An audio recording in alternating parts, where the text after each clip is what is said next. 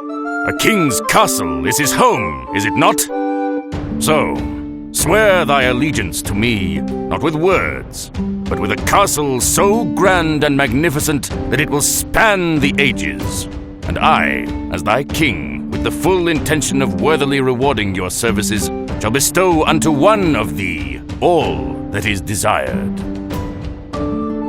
CastleScape is a deck-building area control game for 2 to 4 players, taking the roles of guild masters competing against one another as they build a castle to appease their king. Players will take turns building castle walls and aim to form them into baileys.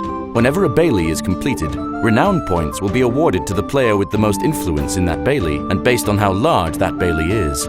Each player has their own unique deck of cards, which they use to take actions during the game.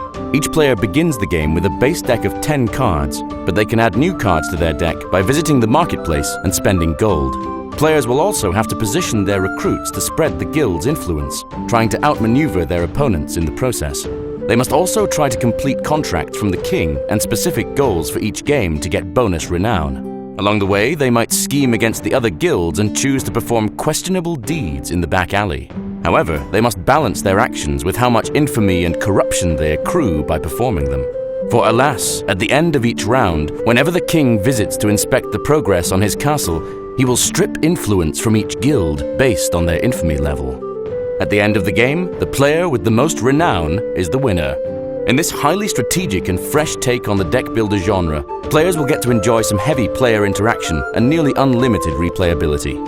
So, will you build and maintain influence over the biggest baileys? Will you prove to the king that you are the greatest guild master in the land, so he can bestow you with riches, power, and renown for all time?